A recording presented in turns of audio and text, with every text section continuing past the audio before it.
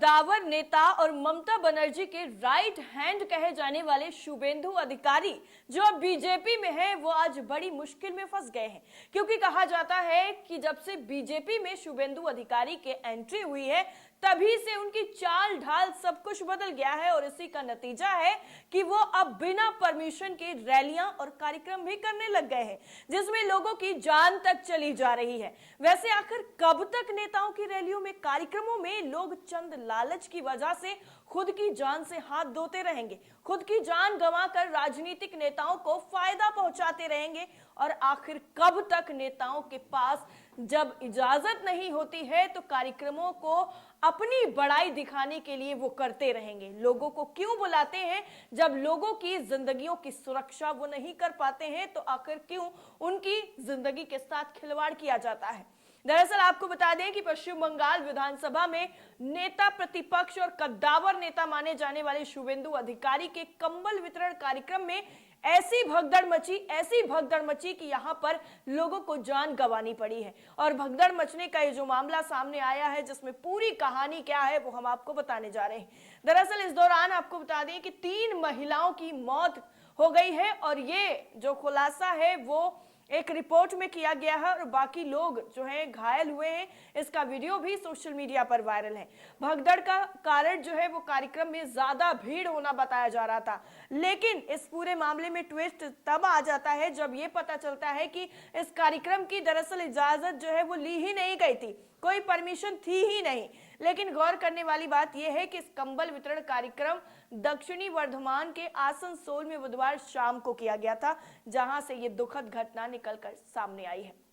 Asansol Durgapur police आयुक्तालय के एक वरिष्ठ अधिकारी ने इस हादसे की जानकारी दी है। उन्होंने बताया है कि कंबल वितरण कार्यक्रम में भगदड़ उस वक्त हुई जब लोग कंबल लेने के लिए मंच की तरफ दौड़ रहे थे। वहीं उन्होंने ये भी बताया कि हादसे के पहले राज्य विधानसभा में विपक्ष के नेता शुभेंदु अधिकारी ने इस कार्यक्रम में संबोधन भी दिया था। भाजपा नेता के कार्यक्रम स्थल से जाने के बाद लोग कंबल लेने के लिए मंच की तरफ दौड़े और इसी की वजह से वहां पर भगदड़ मच गई।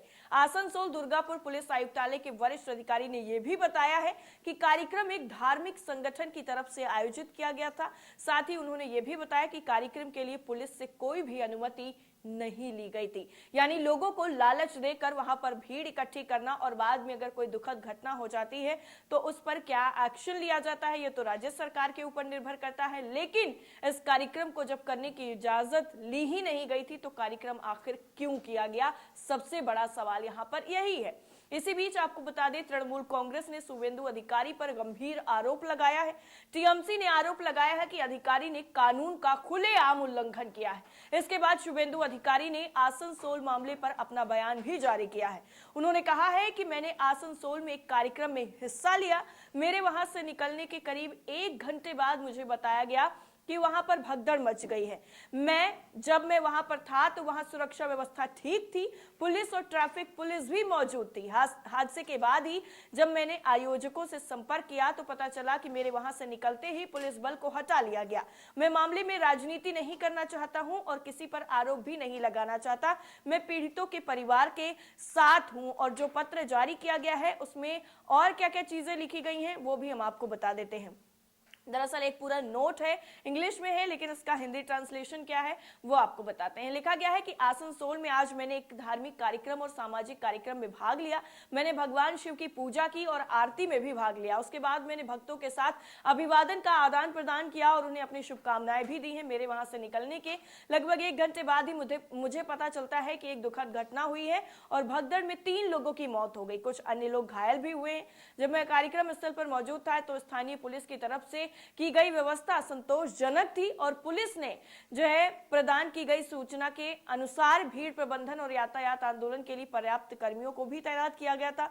वहीं चैताली तिवारी 3 दिसंबर 2022 को आसनसोल नगर के विपक्ष के नेता हैं, जिन्होंने इस पूरे मामले में जो है आकर के सामने बयान भी दिया है। शुभेंदु अधिकारी की तरफ से यह भी कहा गया है कि जब मैंने इस दुर्भाग्यपूर्ण घटना के बारे में आयोजकों से संपर्क किया तो उन्होंने बताया है कि मेरे कार्यक्रम स्थल से जाने के बाद ही पुलिस की जो व्यवस्था थी उसको वापस ले लिया गया, जिसकी वजह से ये घटना घटी है। यहाँ तक कि सिविक वॉलंटियर्स को भी उनके वरिष्ठों ने कार्यक्रम स्थल से जाने के लिए कहा गया था। उन्होंने कहा है कि मैं इस त्रासदी के लिए किसी को दोष नहीं दे रहा हूं। भयावह घटना नहीं होनी चाहिए थी और मौतें और चोटें बिल्कुल दुर्भाग्यपूर्ण है, दुखद है और मैं दुखी भी हूं। मैं उन शोक संतप्त परिवारों के साथ हूं जिन्होंने अपनों को खोया है। जो लोग घायल हुए हैं उनके शीघ्र स्वस्थ होने की प्रार्थना भी कर रहा हूं। मैं अपने स्थानीय सहयोगियों के साथ निश्चित रूप से इस समय उनकी हर संभव मदद करूंगा। मैं जल्द ही उनसे मिलने भी आऊंगा। वैसे आपको बता दें कि जिस तरीके से नोट लिखा गया है और अपनी गलती को नजरअंदाज करते हुए सीधा सीधा सारा जो ठीकरा है वो फोड़ दिया गया पुलिस प्रशासन पर और कह दिया गया कि उनकी सुरक्षा को हटा लिया गया, इसलिए ये जो है भगदड़ मची और ऐसी घटना घट गई। लेकिन रैली बिना परमिशन के आयोजित की गई थी, कार्यक्रम बिना परमिशन के किया गया था। इसका जिक्र कहीं पर भी शुभेंदु अधिकारी ने एक बार भी गलती से नहीं किया है। वैसे आपको बता दें कि बीजेपी की लिस्ट में ये कोई पहला मामला नहीं है जब इस तरीके की घटना हुई है। बीजेपी की तरफ से बिना इजाजत के रैलियां पहले भी निकाली गई हैं, रोड शो किए गए हैं और फिर बाद में अगर कोई घटना हुई है तो उसका ठीकरा जो है वो राज्य पर फोड़ दिया गया है। हिंदुस्तान लाइव की एक रिपोर्ट है, उनके मुताबिक अपने तल्ख बयानों के लिए अक्सर चर्चा में रहने वाले भारतीय जनता पार्टी के कद्दावर नेता और उत्तर प्रदेश के जो अभी सीएम हैं यानी योगी आदित्यनाथ, उन्होंने भी एक बार लखनऊ में प्रशासन की अनुमति के बगैर चुनावी रैली की थी और इजाजत नहीं मिलने को सपा सरकार का तानाशाहीपूर्ण कदम करार दिया था। लखनऊ पूर्वी सीट से भाजपा प्रत्याशी आशुतोष टंडन के समर्थन में आयोजित चुनावी सभा में योगी आदित्यनाथ ने कहा था कि प्रशासन ने जो है कम लोगों को परेशान कर रखा है, जबकि हमें ठाकुर द्वारा ना मैनपुरी और ना ही निघासान में रैली करने दी गई है। प्रशासन ने हमारी लखनऊ की सभा थी उसे अनुमति नहीं दी, उसे अलोकतांत्रिक तरीके से वापस ले लिया गया और ये तब का मामला है जब सीएम योगी जो है वो सीएम नहीं हुआ करते थे, जब अखिलेश यादव जो है वो सीएम थे उत्तर प्रदेश के। योगी आदित्यनाथ ने यह भी कहा था उस वक्त कि प्रदेश में हो रहे उपचुनावों का ना तो केंद्र और ना ही प्रदेश की सरकार की सेहत पर कोई असर होगा, लेकिन अगर भाजपा उपचुनाव जीतती है तो प्रदेश सरकार की उल्टी गिनती जरूर शुरू हो जाएगी।